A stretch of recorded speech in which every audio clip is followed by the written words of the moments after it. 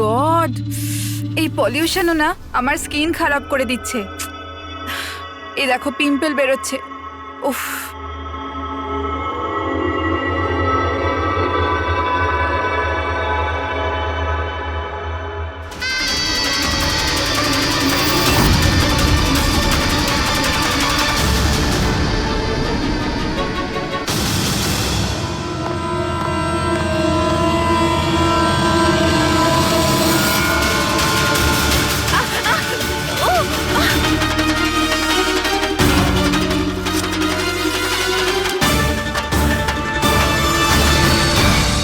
Sir, প্রথমে তো আপনাকে ধন্যবাদ জানাই যে আপনি আমাদের ডকুমেন্টারিতে অংশগ্রহণ করতে রাজি হয়েছেন। স্যার, যেমনটা আপনি জানেন, আমরা আমাদের ডকুমেন্টারির সাহায্যে সিরিয়াল কিলারদের সাইকোলজি মানে এদের মনোবিজ্ঞানকে ভালোভাবে জানার চেষ্টা করছি। স্যার, তাহলে আপনি এ ব্যাপারে কি বলবেন? দেখুন, সিরিয়াল কিলার একজন বিশেষ ধরনের অপরাধী, বিপজ্জনক অপরাধী। এমনি সাধারণ আসামিরা, ওদের কাছে কোনো মোটিভ থাকে, কোনো কারণ থাকে খুন করার জন্য, কিন্তু সিরিয়াল কিলার না, ওদের কাছে কোনো মোটিভ নেই, শুধু নিজেদের শখ পূরণ বা এন্টারটেনমেন্টের জন্য খুন করে। ওরা প্রায় লোকেদের ওপরে বা পরিস্থিতিকে নিজের গ্রিপে রাখার চেষ্টা করে, আর তাছাড়া নিজেদের সিরিয়াল কিলিং ওষুধের ওপরেও অ্যাপ্লাই করে দেখে, তারপরে মানুষের ওপরে। আচ্ছা, এটা কখনো বলা যায় না যে ও কাকে বা কোন কোন লোককে নিজের শিকার তৈরি করবে। সে ছেলেও হতে পারে, মেয়েও হতে পারে, সে এজেড বা ইয়াংও হতে পারে। কিন্তু একটা ব্যাপার আছে যেটা ওদের প্যাটার্ন হয় কিলিং এর, সেটা 2-3-4টে খুনের রিপোর্ট দেখার পরেই সেটা বোঝা যায়, আর তখনই আমরা আস্তে আস্তে ওদের পিছু নিতে পারি, তার আগে নয়।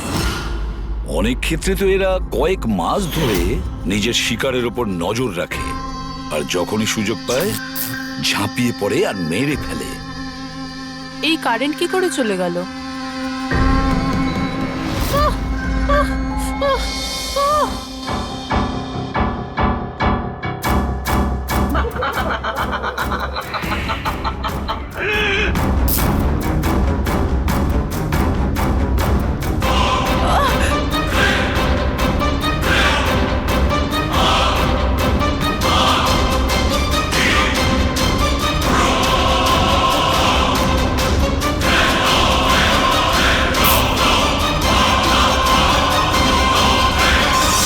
ওহ গড, এই কারেন্টটা এখনই যাওয়ার ছিল।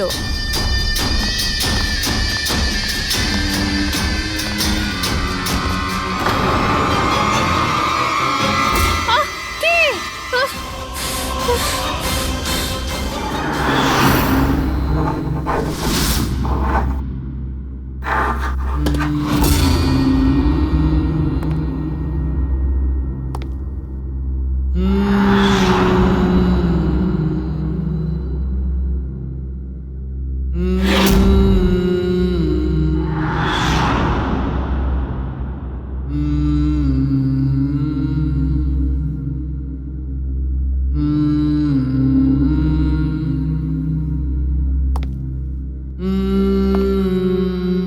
অনেকবার দেখা গেছে খুনিরা ভিকটিমের জিনিসও সঙ্গে নিয়ে গেছে। ভিকটিমকে খুন করার পরে হয়তো নিজের জয়ের মেডেল ভেবে, যে কোনো জিনিসই হতে পারে। কোনো মহিলার ঝুমকো দুলও হতে পারে, বা আংটিও হতে পারে, আবার কোনো নখও হতে পারে, এমনকি ভিকটিমের চুলও হতে পারে, মাথার চুলও।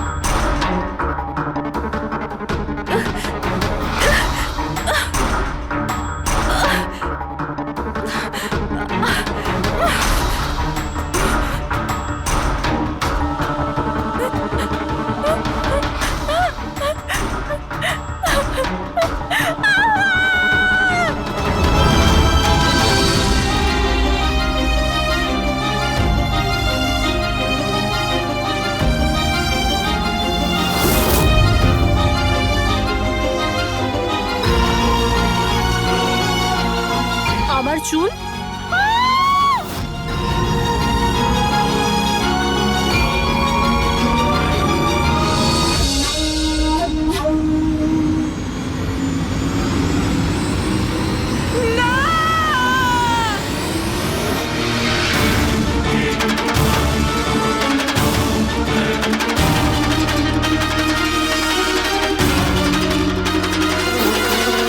সিরিয়াল কিলার্স এরা সবসময়ই একা থাকতে পছন্দ করে, ওদের কোনো বন্ধু হয় না। তাই অন্যদেরকে, এমন লোকেদেরকে এড়িয়ে চলতে হবে যাদের হাব ভাব বা চাল চলনে একটু অন্যরকম কিছু অদ্ভুত ধরনের আচরণ দেখা যায়। তা সত্ত্বেও ব্যাপারটা হলো, সিরিয়াল কিলার থেকে বাঁচতে হলে আমাদেরকে সাবধানে থাকতে হবে।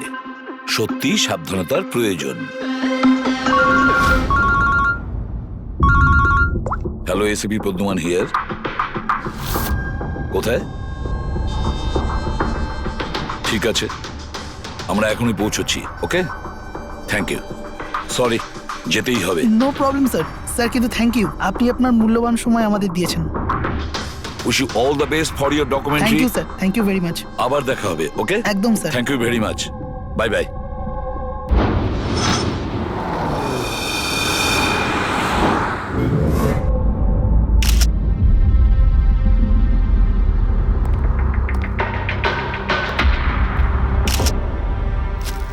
নিয়ে যাও। সালুকে দেখে কি মনে হচ্ছে?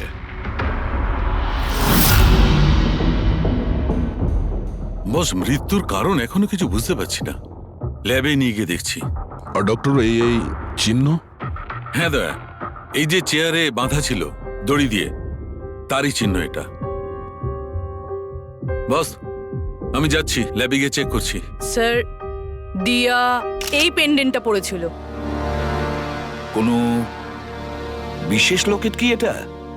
স্যার, এই পেন্ডেন্টে জিপিএস বেস সেফটি অ্যালার্ম আছে। এই পেন্ডেন্ট পরে থাকা ব্যক্তি যদি কোনো বিপদে পড়ে, এই পেন্ডেন্টটা দুবার প্রেস করলে পেন্ডেন্ট পরে থাকা ব্যক্তির ইমার্জেন্সি লিস্টে যে কটা নাম্বার থাকবে তাদের কাছে একটা এসওএস মেসেজ যাবে যে এই ব্যক্তি বিপদে আছে। আচ্ছা, কাল রাত্রে এই পেন্ডেন্টটা দুবার টিপেছিল। হ্যাঁ স্যার, কটার সময়? প্রায় 12:30টার সময়। আর ওর এই এসওএস মেসেজ ওটা কার কাছে গেছে? স্যার, ওই দুজনের কাছে। এদিকে এসো। কি নাম তোমাদের? সমর। সমর। নবীন। নবীন। কি সম্পর্ক ছিল দিয়ার সাথে তোমাদের? স্যার, আমার গার্লফ্রেন্ড ছিল। স্যার, আমার কলেজের বন্ধু। যখন দিয়া তোমাদের এসওএস মেসেজ করলো তখন তোমরা কিছু করনি কেন? হ্যাঁ স্যার, এটার জন্য আমারও আফসোস হচ্ছে যে আমি ফোনটা সাইলেন্ট কেন রেখেছিলাম। যদি আমি ফোনটা সাইলেন্ট না রাখতাম, স্যার, আজ দিয়া বেঁচে থাকতো। ফোন সাইলেন্ট ছিল। আর তোমার নবীন, তোমার ফোনটাও সাইলেন্ট মোডে ছিল?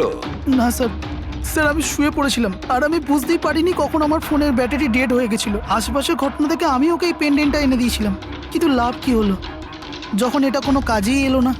ওই ঘটনার ব্যাপারে বলছো? ওই যে চুল কাটা গেছে ওই মেয়েদের? হ্যাঁ স্যার। হ্যাঁ স্যার, এরকম ঘটনা অনেক ঘটেছে এই চত্বরে। এই দিয়ার মতো অনেক মেয়েরই চুল কাটা হয়েছে, কিন্তু কাউকে হত্যা করা হয়নি। আর লোকে তো এটাও বলছিল যে কোনো আত্মা টাত্মার চক্কর আছে। কি বললে তুমি? ভূত, আত্মা? আমি বলছি না স্যার, লোকেরা বলছে। স্যার, এই এলাকার সব মেয়েরা বেশ আতঙ্কিত রয়েছে। সূর্য ডোবার আগেই নিজেদেরকে বাড়িতে বন্দি করে নেয়। কিছু মেয়েরা তো নিজেরাই নিজেদের চুল কেটে ফেলেছে, আর অনেকে সাধু আর জ্যোতিষীদের কাছে যাওয়া শুরু করেছে। তারা মনে করছে এই সাধুদের আশীর্বাদে এই সমস্ত অলৌকিক শক্তির হাত থেকে রক্ষা পাবে। এটা কোনো অশুভ শক্তির কাজই নয়, এটা কোনো মানুষই করেছে। মানুষই করেছে এটা। স্যার, হ্যাঁ ইন্সপেক্টর সুশীল এই কেসটারই তদন্ত করছেন। হ্যাঁ, সুশীল বাবু বলুন। স্যার, কিছু বুঝতে পারছি না। এ প্রচুর মেয়ের চুল কেটেছে, কিন্তু মেরেছে শুধু একজনকেই। শুধু একটা মেয়েকেই মেরেছে? হ্যাঁ, কি বলতে চাইছেন আপনি? আরো মেয়েদের মারা উচিত ছিল? আমাদের লজ্জা করা উচিত। আমাদের থাকা সত্ত্বেও একটা মেয়ের জীবন চলে গেছে। যত তাড়াতাড়ি সম্ভব ধরতে হবে, অন্য কোনো নিরীহ মেয়ের মৃত্যু হওয়ার আগেই। বুঝেছেন আপনি? স্যার। পুরো ডিটেলসটা চাই আমার, যত তাড়াতাড়ি সম্ভব। যান। স্যার। স্যার, হ্যাঁ ফেডরিক, এই নিন এই পুরো কাণ্ড কারখানার সমস্ত ফাইল। ইন্সপেক্টর সুশীল এই মাত্র পাঠিয়েছেন। কটা ফাইল পাঠিয়েছে? 8টা। দয়া, অভিজিৎ, ফাইলগুলো ভালো করে স্টাডি করো, চেক করো, দেখো, আর প্রত্যেকটা মেয়ের সাথে কথা বলে দেখো, জিজ্ঞাসা করো ওদের সাথে কি করা হয়েছে। দিয়া ছাড়া আর কোনো মেয়ের যেন প্রাণ না যায়। অদিতি, আপনি বলেছিলেন যে আপনি বিছানায় বসে লাইট অফ করেছিলেন, তারপর কি হয়েছিল? স্যার, হঠাৎ করে একটা জোরালো আলো আমার চোখে পড়লো, আর তারপরে কি হলো আমার কিচ্ছু মনে নেই। আমার শুধু ওই উজ্জ্বল আলো মনে আছে, তার বেশি আর কিচ্ছু নয়। আচ্ছা, তারপরে কি হয়েছিল? ঘরের আলো বন্ধ হয়ে যাওয়ার পর আমার চোখে একটা জোরালো আলো পড়লো, আর তারপর আমি আর কিছু দেখতে পাচ্ছিলাম না। আমার চোখ একদম ধাঁধিয়ে গেছিল। আচ্ছা, জ্ঞান ফিরে আসার পরে কি হয়েছিল? যখনই আমার চোখটা খুললো আমি দেখলাম কেউ আমার চুল কেটে নিয়েছে। আমি চেঁচালাম আর তারপর আমি পুলিশকে কল করলাম। হ্যাঁ স্যার, আমিও একটা খুব জোরালো আলো দেখেছিলাম, যেরকম টিভিতে দেখেছিলাম সব মেয়েদের সাথে হয়েছে, ওরকম আমার সাথেও হয়েছে। ওই ভূতটা আমার চুল সব কেটে দিয়েছে। ভূত নয়, অপরাধী। এই এই আপনার হাতে কি রয়েছে? স্যার, আমার চুল। আপনার চুল? ও অপরাধী তোমার চুল কেটে নিজের সঙ্গে নিয়ে যায়নি? না তো।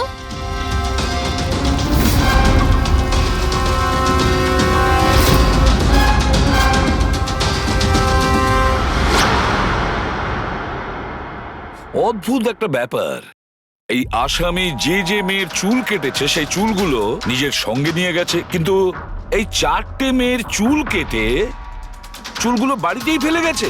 এটা কেন আসামি করলো, আর কেন? স্যার, হতে পারে যে ওদের ওপর হামলা হয়নি, ওরা এগুলো এই নিউজে দেখেছে, তাই পাবলিসিটির জন্য এমন ভাব দেখাচ্ছে যে ওদের ওপরেই হামলা হয়েছে। স্যার, দুটো মেয়ের মানসিক অবস্থা খুব একটা ভালো নেই। ওদের ভুল ধারণা হয়েছিল ওদের সঙ্গে এরকম কিছু হয়েছে, কিন্তু সেরকম কিছু হয়নি। তার মানে শুধু 4টে মেয়ের ওপরে হামলা হয়েছে? অদিতি, বাণী, চিত্রা আর ঈশা? Yes sir. একটা কাজ করি, আমরা আবার নতুন করে শুরু করি যেখান থেকে এসব শুরু হয়েছিল। ক্রাইম লোকেশনের ফটোগ্রাফ, প্রমাণ, যা কিছু পাওয়া গেছে ওখান থেকে সব কটা ভালো করে চেক করো দ্বিতীয়বার। কিছু না কিছু আমরা নিশ্চয়ই ছেড়ে গিয়েছি, যেটা এবারে আমরা পাবো।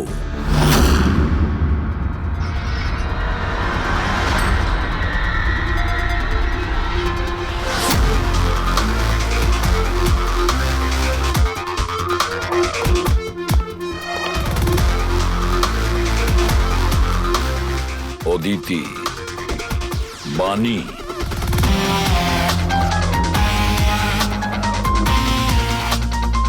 চিত্রা, ঈশা।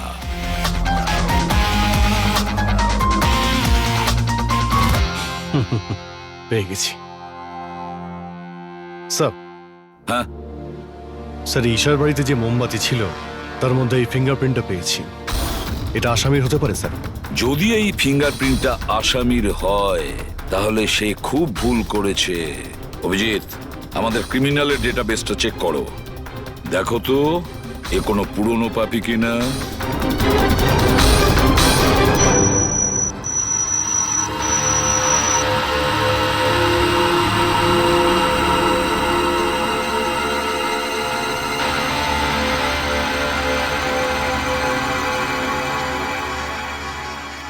স্যার।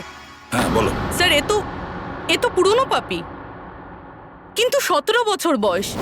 17 বছরের? হ্যাঁ স্যার, এই 17 বছরের বাচ্চাটা কুনাল, আর কয়েক মাস আগেই মদ খাওয়ার অপরাধে আন্ডারেজ ড্রিঙ্কিং এর জন্য একে গ্রেপ্তার করা হয়েছিল। মাত্র 17 বছরের ছেলে এইসব কাজ করছিল?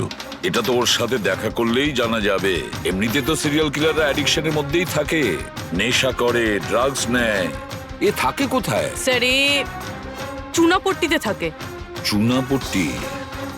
তাহলে আর দেরি কেন, দেখা করে আসো ওর সাথে চুনাপট্টিতে। বিশ্বাসই হচ্ছে না, একটা 17 বছরের ছেলে এইসব কাজ করছে কি করে?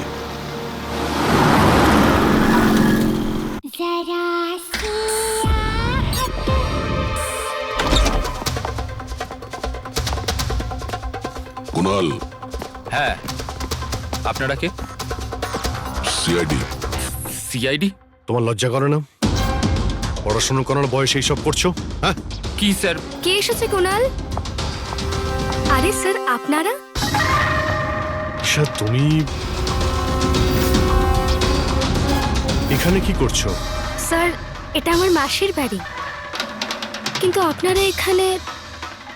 কুণালের সঙ্গে দেখা করতে এসেছি। কুনাল এ আমার কাজিন স্যার। কাজন? তুই তোর কাজনের চুল কেটেছিস? স্যার স্যার আমি তো স্যার ঈশা দিদির সাথে একটু মজা করেছিলাম স্যার। স্যার আমি ওই চুল কেটে দেওয়া লোকটার ব্যাপারে নিউজ পেপারে পড়েছিলাম স্যার। আমি ভাবলাম এই মজাটাও একটু ঈশা দিদির সাথে করা যাক। মা, মা আমার চুল, আর মা আমার সব ও চুল চিল্লে কেটে চিল্লে দিয়েছে। সারা বাড়ি মাথায় তুললো আর পুলিশকে ফোন করে দিল স্যার।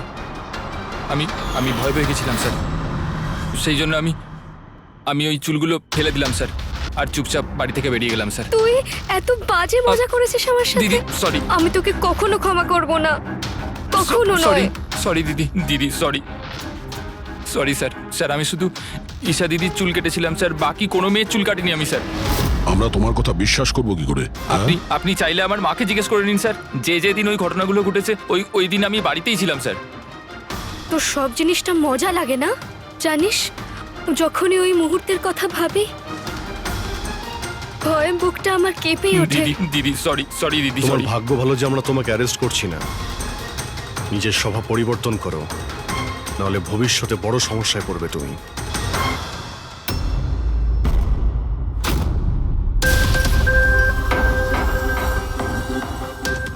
সমস্ত সিরিয়াল কিলার বা সিরিয়াল অ্যাটাকার নিজের ভিকটিমকে একটা প্যাটার্নে চুজ করে। হ্যাঁ ঠিকই বলেছো দয়া। হ্যাঁ এরকমই তো হয়। তোমার মনে আছে তো দয়া ওই কেসটা, যেখানে কিলার 40 থেকে 50 বছরের মাঝে বিজনেসম্যানকে চুজ করেছিল নিজের শিকার করার জন্য? হ্যাঁ স্যার, একটা কেসে স্যার সিরিয়াল কিলাররা তাদেরই টার্গেট করতো যাদের কাছে লাল গাড়ি আছে। ঠিক ওই রকমই এই মেয়েগুলোর কেসেও একটা ফিক্সড প্যাটার্ন আছে। স্যার সব মেয়েদেরই বয়স প্রায় 20 থেকে 35-এর মধ্যে। আর এরা সবাই ইন্ডিপেন্ডেন্ট ছিল স্যার, চাকরি করতো আর বাড়িতে একলা থাকতো। সবচেয়ে ইম্পর্টেন্ট কথা, প্রত্যেকের চুল কিন্তু লম্বা ছিল। ছোট চুল আছে এরকম কোনো মেয়েরই চুল কাটা হয়নি। সেটাই তো মেন প্যাটার্ন, লম্বা চুলওয়ালা মেয়েদেরইও বেছে নিত। কিন্তু স্যার এর মধ্যেও কোনো বিশেষ পছন্দের ছিল না ওর। এই বানি আর দিয়া ওদের কোকড়ানো চুল ছিল, অদিতি আর চিত্রা ওদের চুল সোজা ছিল। এই যে সিরিয়াল কিলাররা হয় না স্যার, ওরা স্পেসিফিক হয় নিজের পছন্দের বিষয়ে। হ্যাঁ একটা ব্যাপার কমন, এই সব মেয়েদের পাশেও ক্যান্ডেল রেখে গেছে। হ্যাঁ এই নটটা দয়া, একটা ব্যাপার নোটিশ করেছো তুমি? কি হয়েছে স্যার? এই নোটস গুলো দেখো, অদিতি আর চিত্রাকে যেভাবে বেঁধেছিল চেয়ারের উপর নোটস গুলো দেখো, এখানে এক রকমের নোটস, আর দিয়া আর বাণীকে যেভাবে বেঁধেছিল এই নোটস গুলো একেবারে আলাদা। দয়া, যে নোটস দিয়ে দিয়া আর বাণীকে বাঁধা হয়েছিল এই নট গুলোকে বোলাইন নট বলে, বোলাইন নট যেরকম টাইয়ের হয় না, আর এই নট গুলোকে বলে ট্রিপল ব্যারেল নট। কেউ কাউকে যদি বাঁধে স্যার, তাহলে তো একই রকম গিট ব্যবহার করবে, কিন্তু ও দু ধরনের গিট ইউজ করেছে। এটা মনে হচ্ছে যে আমাদের ভুল বোঝানোর চেষ্টা করছে, কিংবা এর মানসিক পরিস্থিতি ঠিক নয়, স্কিউজোফেনিক আছে ওর। হ্যাঁ কিন্তু দয়া, সবার আগে আমাদের এটা জানতে হবে ও শিকারগুলো বাছে কি করে আর কখন বেছে নিত, আর ও শিকার বেছে নিত কোন জায়গায়। হয়তো সব মেয়েরা একই অফিসে চাকরি করত, একই জিমে যেত বা একই বিউটি পার্লারে যেত, কোনো না কোনো একটা সূত্র নিশ্চয়ই আছে, আর যেটা এদের সবাইকে এক করে দিয়েছে। কিন্তু কি?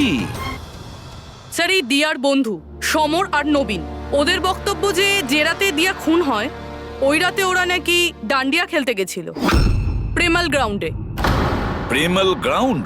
হ্যাঁ স্যার, চিত্রা ওখানেই গেছিল ডান্ডিয়া খেলতে, যেই রাতে ওর চুল কাটা হয়েছিল। অদিতি আর বাণী ওই মেয়েটির মৃত্যু গলা টিপার কারণে হয়েছে। গলা টিপে মারা হয়েছে? স্যার এই হলো তার রিপোর্ট। স্যার, হ্যাঁ স্যার আপনার সন্দেহ ঠিক ছিল স্যার। অদিতি আর বাণী সেই রাতেই ডান্ডিয়া খেলতে গেছিল যে রাতে ঘটনাটা ঘটেছিল। তার মানে হলো দয়া, আসামি প্রেমেল গ্রাউন্ডে যেত ডান্ডিয়া প্রোগ্রামে, আর কোনো লম্বা চুলওয়ালা মেয়েকে ও বেছে নিত নিজের শিকারের জন্য। ওখান থেকে বেরোনোর পর ওকে ফলো করে আর সুযোগ পেয়েই কাজ হাসিল করে নেয়। তাহলে তো একে ধরা কঠিন নয় দয়া। সেটা কি করে স্যার? ফেডরিক, ইঁদুরকে ধরার জন্য তাকে লোভ দেখানো হয়, তারপরে ওকে ট্র্যাপে ধরে ফেলে, আর ব্যাস।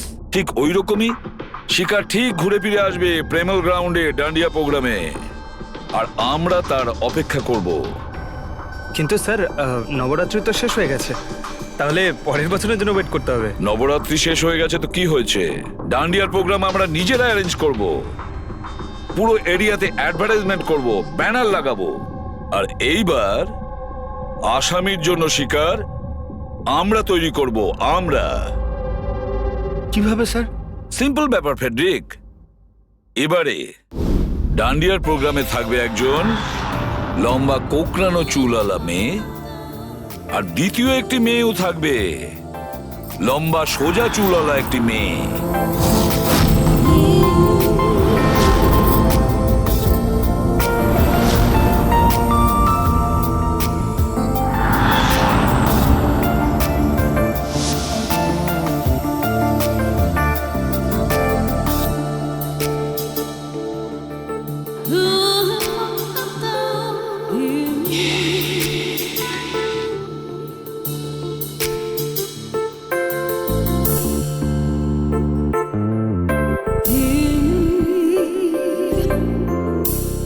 এখন এই নকল চুলের এক্সটেনশন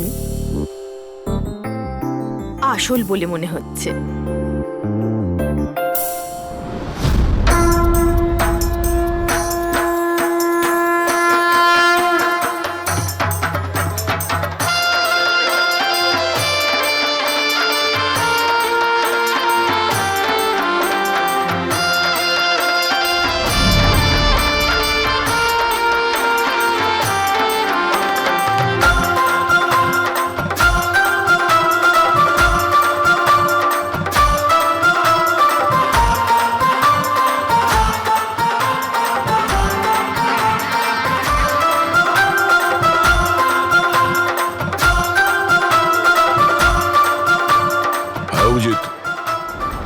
সবকিছু ঠিক আছে? হ্যাঁ দয়া। Okay fine.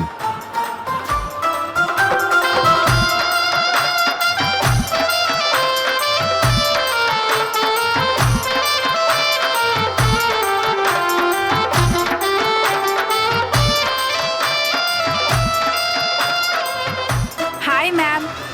হাই। ওয়াও, আপনি তো খুব সুন্দরী। আপনার মেকআপ খুব সুন্দর হয়েছে,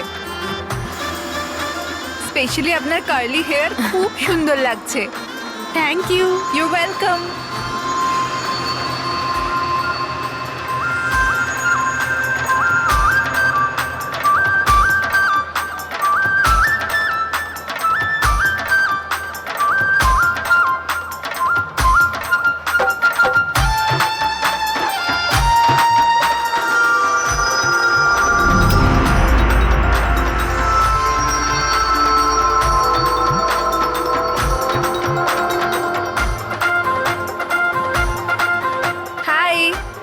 হাই। আপনার ড্রেসটা খুব সুন্দর। Thank you. তোমার ড্রেসটাও খুব সুন্দর। Oh thank you. তবে আপনার চুলটা খুব সুন্দর। স্ট্রেট করিয়েছেন নাকি ন্যাচারালি এরকম? প্রকৃতির দান এটা। ও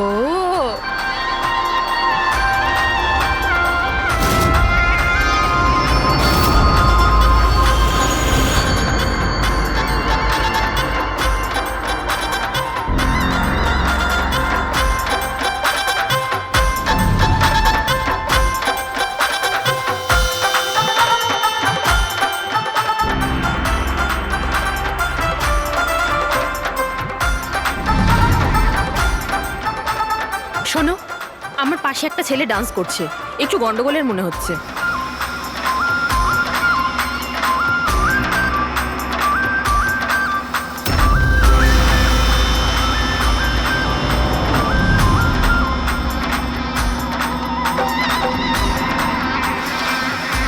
হ্যাঁ সারিকা, কোথায় ও? আমার পাশেই ছিল। এখানে ছিল, তাহলে গেল কোথায়?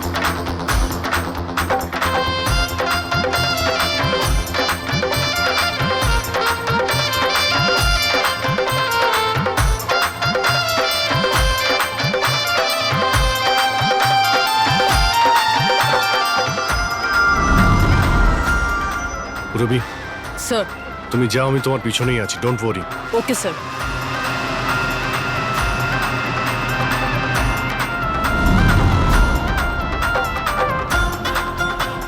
হ্যাঁ অভিজিৎ, আমি পুরবির পিছনে যাচ্ছি, তুমি সারিকার পিছনে থেকো। ওকে, আমি সারিকার পেছনে যাচ্ছি। ওকে।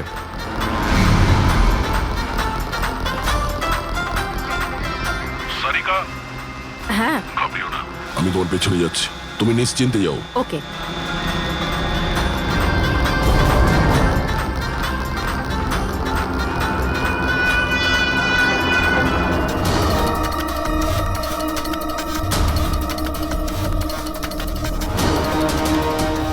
ওফো, এখানে তো কোনো অটো বা ট্যাক্সি কিছুই পাচ্ছি না।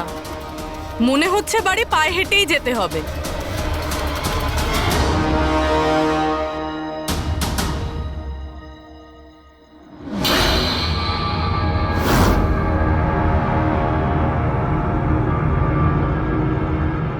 স্যার, কেউ পিছু নিয়েছে নাকি? না, এখনো পর্যন্ত কাউকে দেখতে পেলাম না।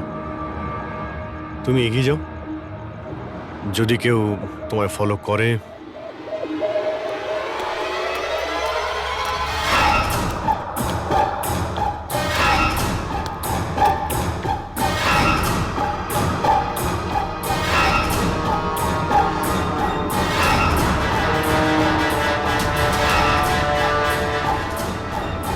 দয়া, আমার মনে হয় কেউ আমাকে ফলো করছে।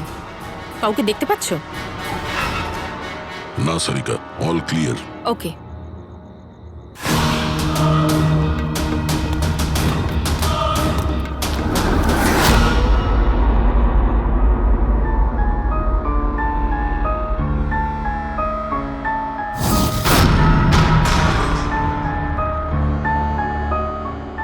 স্যার, সব ঠিক আছে? স্যার হয়তো আজকে অ্যাটাকার ডান্ডিয়া খেলতে আসেইনি, নয়তো স্যার অন্য মেয়ের পিছনে গিয়েছে।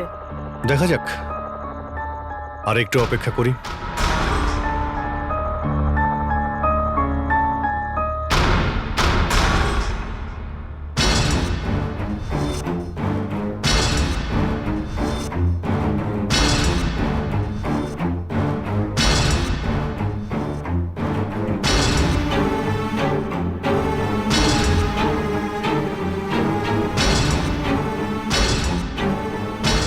সারিকা, সব ঠিক আছে? সারিকা, কি হলো? মনে হচ্ছে সারিকার উপর অ্যাটাক হয়েছে। সারিকার উপরে অ্যাটাক হয়েছে পুরবি, আমি ওখানে যাচ্ছি। স্যার, আমিও আসছি।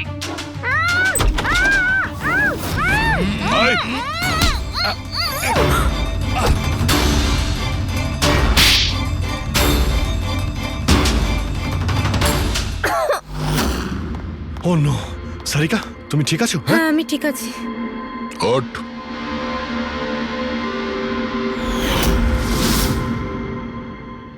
আরে এ তো ওই ছেলেটা যে ওখানে ছিল।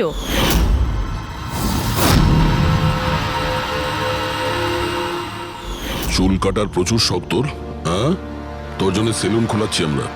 বল, দিয়াকে কেন মেরেছিস? না না না স্যার, আমি কাউকে মারিনি। কথা বলছিস? না স্যার, আমি কাউকে মারিনি স্যার, সত্যি বলছি। মেয়েদের চুল কাটিস? হ্যাঁ, দেখি কি এসব। সাইনোফোলিমাস? সাইনোফোলেমাস? এটাতে তো মানুষ বড় জোর সেন্সলেস হতে পারে, মরে যেতে পারে না। স্যার আমি বলেছিলাম তো স্যার, আমি কাউকে মারিনি। আমি শুধু মেয়েদের অজ্ঞান করবার জন্য এটা ব্যবহার করতাম, যাতে করে ওদের চুলগুলো ভালোভাবে কাটতে পারি। দিয়াকে মেরেছিস কিভাবে? হ্যাঁ স্যার আমি মারিনি স্যার, বিশ্বাস করুন আমি মারিনি। আচ্ছা সারিকা, আচ্ছা এটা কি পসিবল যে এই কেমিক্যালস দিয়ে দিয়ার খুন হতে পারে? যদি ওর এতে অ্যালার্জি থেকে থাকে তাহলে সেক্ষেত্রে ওর মৃত্যু হতে পারে, আদারওয়াইজ। তাহলে দেখো একবার টেস্ট করে কি জানতে পারা যায়। হ্যাঁ, টেস্ট করে দেখছি। আর তুই চল, তোর বিরুদ্ধে চুল কাটা হবে, চল। আচ্ছা, পুরবি কোথায়? ওর তো এখানে আসার কথা ছিল। পুরবি তো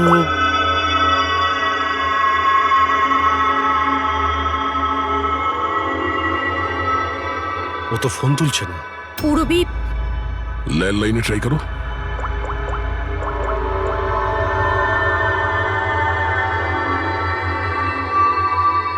রিং হয়ে যাচ্ছে।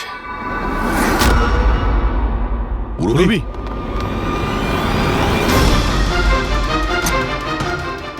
রবি, আচ্ছা অপরাধী তো আমাদের সঙ্গে ছিল, তাহলে এগুলো করলো কে? তার মানে দুজন রয়েছে। আর দুজনে একই রকমের অপরাধ করছে। রবি, রবি, ঠিক আছো? কি হয়েছিল? স্যার ঠিক ওই রকমই হয়েছে।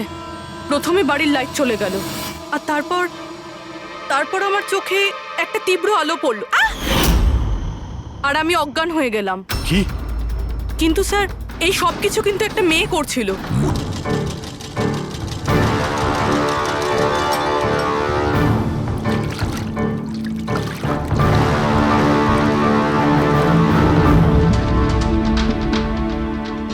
দেখুন সুমন ম্যাডাম, আপনি একটু বেশি ডিমান্ড করছেন। দেখুন গগন বাবু, আপনি যে কাজটা দিয়েছেন না সেটা খুব সোজা নয়, খুবই বিপজ্জনক।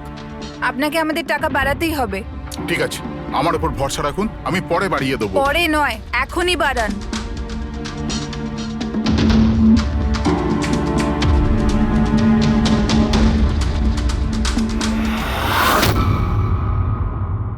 এটা কি গগন স্যার?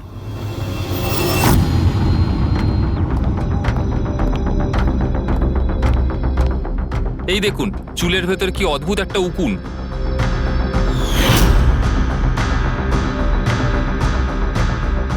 আগে কখনো এরকম উকুন দেখিনি। আর দেখবেও না, কারণ এই উকুনগুলো সিআইডির হয়ে কাজ করে, আর এর নাম হলো মাইক্রোস্কোপিক ট্র্যাকিং ডিভাইস। আর এই জন্যই আমি তোমাকে আমার চুল কাটতে দিয়েছি, যাতে এটার সাহায্যে এখানে পৌঁছতে পারি আর জানতে পারি আসলে ব্যাপারটা কি।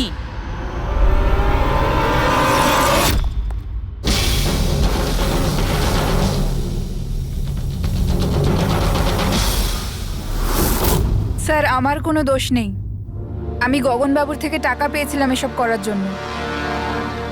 গগনবাবু টাকা দেবে, আর যদি বলে কুঁয়োতে লাভ দিতে তো তুমি দিয়ে দেবে?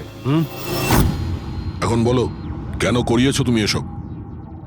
আমি যে কথাগুলো বলবো সেটা একটু আশ্চর্যজনক আপনার নিশ্চয়ই লাগবে, কিন্তু এটা সত্যি যে আমাদের ব্যবসায় মানুষের চুলের দাম সোনার দামের থেকে কম নয়। কোটি কোটি টাকা রোজগার হয় এখান থেকে। উইক্স, হেয়ার এক্সটেনশন, নকল আইল্যাশেস, ফার্টিলাইজার আর অ্যামিনোসিডের মতো প্রচুর জিনিস তৈরি হয়। স্যার আপনি ভাবতেও পারবেন না যে এই চুল দিয়ে কি কি তৈরি করা যায়। হ্যাঁ ঠিক আছে, ঠিক আছে, তুমি অনেক জ্ঞান দিয়েছো, কাজের কথা এসো। এসব কেন করছিলে? এই পুরো শহরে এই একটাই ফ্যাক্টরি আছে যে হেয়ার প্রসেসিং এর কাজ করে। সবকিছুই ঠিকঠাক চলছিল, কিন্তু হঠাৎ এই মানুষের চুলের সাপ্লাই কমে গেল। এই শহরের মেয়েদের মনে হঠাৎ করে এই ধারণাটা কি করে চলে এলো যে চুল বড় করতে হবে, আর সবাই চুল বড় করতে লাগলো।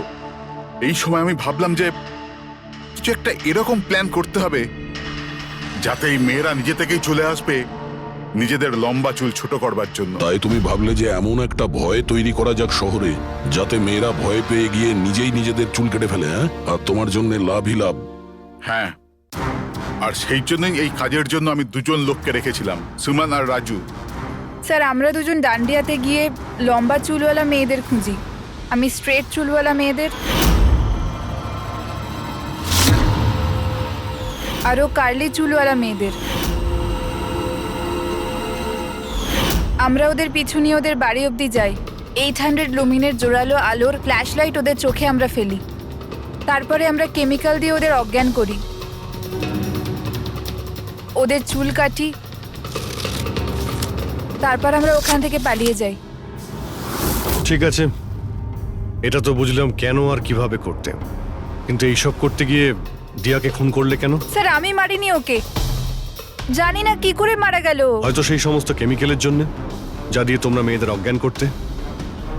হয়তো ওই কেমিক্যালের জন্য ওর অ্যালার্জি হয়, আর তাতেই ওর মৃত্যু ঘটে। স্যার আমি কি করে জানবো যে ওর অ্যালার্জি ছিল? আর এরকম আপনারা আমায় মিথ্যে খুনের মামলায় গ্রেপ্তার করতে পারেন না।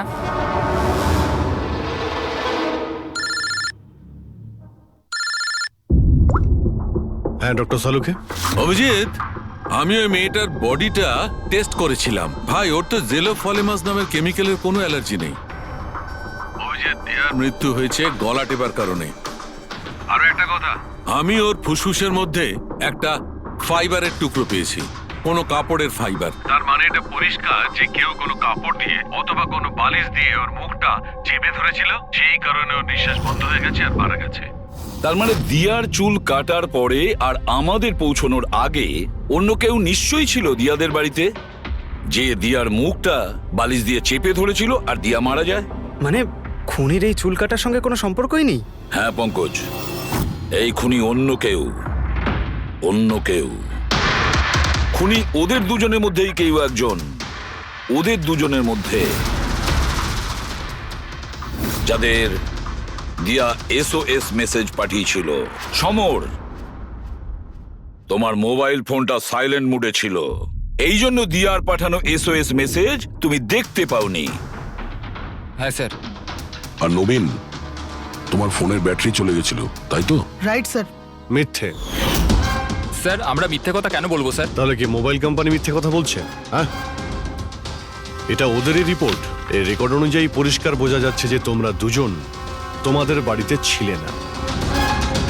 স্যার আমি আমার বাড়িতেই ছিলাম স্যার। আবার মিথ্যে, মিথ্যে বলছো তুমি।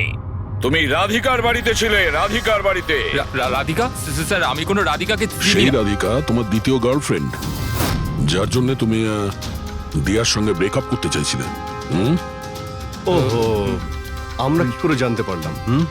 সেটা আসলে এই ডায়েরির জন্য, দিয়ার পার্সোনাল ডায়েরি। চিনতে পারলে? এর মধ্যে ওর সব কথা লেখা রয়েছে। তোমায় খুব ভালোবাসতো, তাই না? অতটাই ভালোবাসতো যতটা নবীন ভালোবাসতো দিয়াকে। কি? নবীন তুই দিয়াকে ভালোবাসতিস? হ্যাঁ, এত ভালোবাসতো যে সবসময় দিয়ার সিকিউরিটির কথা চিন্তা করতো, আর সেই কারণেই ও ওকে এই পেন্ডে টেনে দিয়েছিল। আর SOS মেসেজ পাওয়ার পরে ও খুব তাড়াতাড়ি ওর বাড়িতে পৌঁছেছিল। তো নবীন সেই রাতে কি হয়েছিল সেটা তুমি বলবে নাকি আমরা বলবো? স্যার ওই রাতে দিয়া দিয়া দিয়া দিয়া ওঠো, দিয়া জল, দিয়া দিয়া দিয়া ওঠো, দিয়া দিয়া তুমি ঠিক আছো? দিয়া এসব কে করেছে? তোমাকে কে বেঁধেছে? সমর কোথায়? কি বললে তুমি? সমর কোথায়? আমি আমার সব কাজ ছেড়ে তোমার কাছে ছুটে চলে এলাম, আর তুমি এখন বলছো সমর কোথায়? SOS মেসেজ তো ও পেয়েছে, তাহলে ও সাহায্য করতে কেন এলো না যখন তোমার ওকে সব থেকে বেশি প্রয়োজন? দিয়া শোনো, যদি এই দুনিয়ার সব থেকে বেশি কেউ তোমায় ভালোবাসে, তবে শুধু সেটা আমি, আর কেউ নয়, সমরও নয়। নবীন, আমি তোমার ভাবনাকে সম্মান করি, কিন্তু আমি তোমাকে ভালোবাসি না।